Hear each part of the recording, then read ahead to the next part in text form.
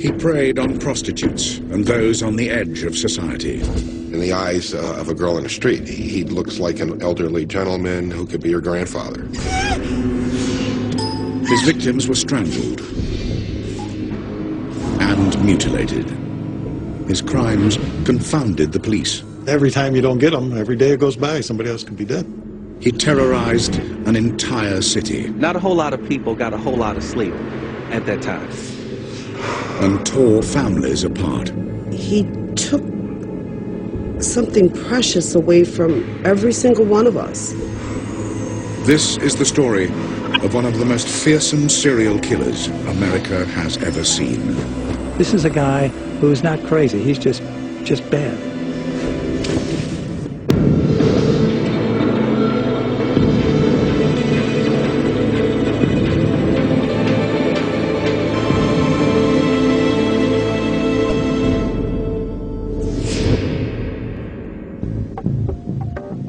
Rochester lies on the banks of the Genesee River in the state of New York. It's a peaceful city and a favorite spot for fishermen, hikers, and holidaymakers. But like every other city in North America, Rochester has its problems. No one knows more about these than local crime reporter Corey Williams. I always tell people that I had really strange crime stories in my 2 years in Rochester, New York. In the late 80s, Rochester was a working class town. Some areas were pretty depressed. There was definitely a town where you really needed to know where you were at all times and where you were going and who you were with. On the banks of the Genesee River run Lake and Lyle Avenue, the heart of the city's red light district. Here, amongst the strip clubs and bars, Rochester's prostitutes ply their trade. One of Lake and Lyle's working girls is 27-year-old Dorothy Blackburn. On the 15th of March, 1988, she is working the street as usual. Hey, sexy. What are you looking for? Most of the prostitutes had pimps. But once they were picked up by John and driven away, that protection and safety net was gone. It was just them. The client pays Dorothy $20 and heads to a car park on the edge of Lake and Lyle. Whilst performing oral sex, Dorothy Blackburn bites him, drawing blood. Sorry, baby.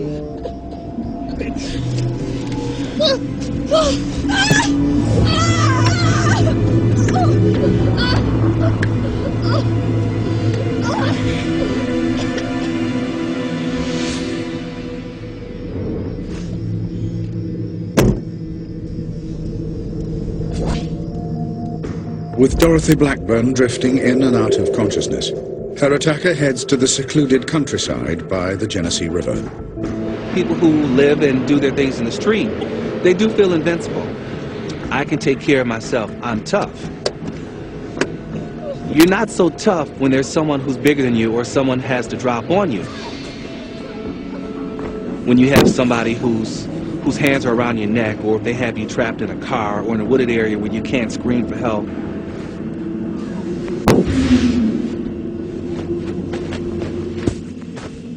You can scream, but nobody will hear you.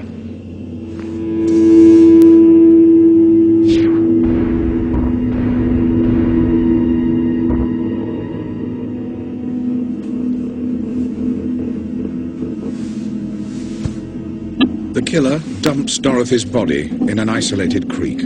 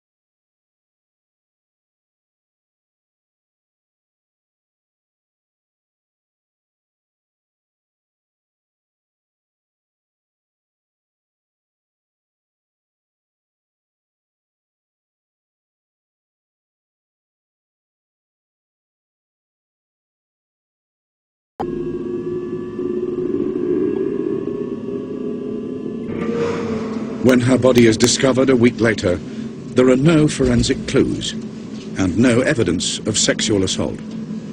The case lands on the desk of Lynn Johnson of Rochester Police. I look every murder. I've been around for a long time, been to, well over 1,000. And each one of them, you just can't understand why somebody would do this to somebody else. The murder of a prostitute provokes little public reaction. Sometimes I don't think the average ordinary citizen really cares because it doesn't involve them. It doesn't involve their life and their peaceful existence. But this is not an attitude shared by the investigators of Rochester Police. If a mother of four is murdered in her own home and a prostitute is found in a field, yeah, I think there's probably maybe a different attitude. But, the way we look at it, it's still a human being, and we're going to do our best to solve the crime. However, the killer remains one step ahead of the police.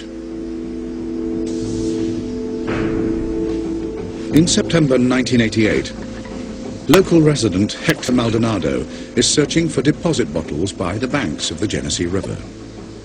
And he came across what he thought was a deer carcass to begin with. And what he saw as he moved some of the leaves, that this skeleton actually had a tank top and a pair of shorts, and then he knew that it was human. A second body, abandoned by the Genesee River. But this body is completely decomposed. Nature does its business. Flies will attack the protein, which is like your eyes or nose orifice, ears, mouth.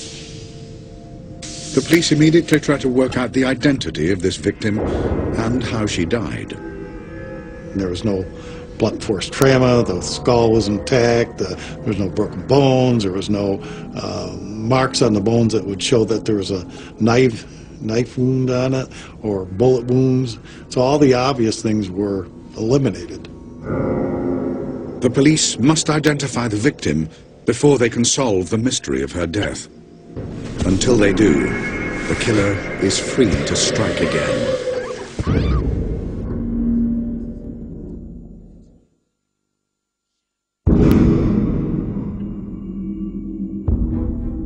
September 1988, Rochester, New York. Police have a dead body on their hands. A woman found by the banks of the Genesee River. But the police need help to identify the body. They call in forensic anthropologist William Rodriguez. Without an identification of a victim, many times the crime remains unsolved. Decomposition has left virtually no forensics to work with. In a wooded and a wet environment, the body is going to decompose very rapidly because of that environment. Nonetheless, there is one critical clue to suggest how this person died. There is a small bone in the neck known as the hyoid bone. And many times in individuals that are strangled or have some type of blunt force trauma to the neck, a portion or areas of this bone are fractured. It was obvious that this individual had been strangled. By examining the skull and estimating tissue depth, Dr. Rodriguez is able to recreate an image of the victim.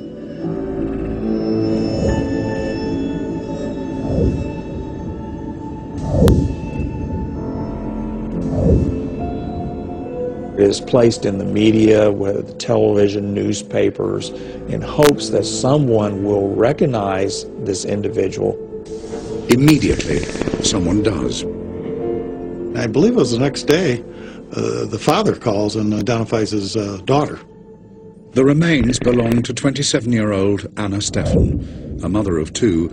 She had fallen into drug addiction and prostitution after the death of her sister. She has had no contact with her father for over a year. He doesn't even know she is missing. It's not uncommon for a prostitute to go off with somebody or be strung out and be missing for days and days or weeks and then reappear on the street. Being missing is not uncommon at all. It's why people target them. And in 1988, prostitution in Rochester is a deadly game. Anna Stephan is the second woman found dead by the Genesee River. Among the city's prostitutes, a rumor spreads they are being targeted by a serial killer. But prostitutes like Patty Ives need to work. In September 1989, 1 year after the discovery of Anna Stephan, she takes a client to the banks of the Genesee River. Take it easy, baby. Don't need to play rough. You ain't seen rough lately. I know who you are. I know it's you that...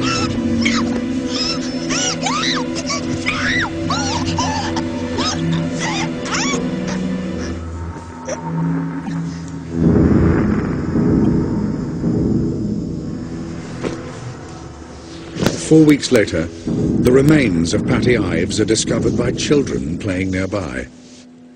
As with Dorothy Blackburn and Anna Stephan, there is little evidence of sexual assault and no forensic clues. Rochester police are alarmed that 3 prostitutes have been murdered in quick succession.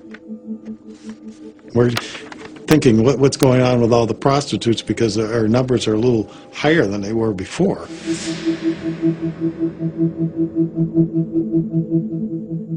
One of Captain Johnson's most experienced men, investigator William Barnes, has a theory. We specialized in homicides for 13 years.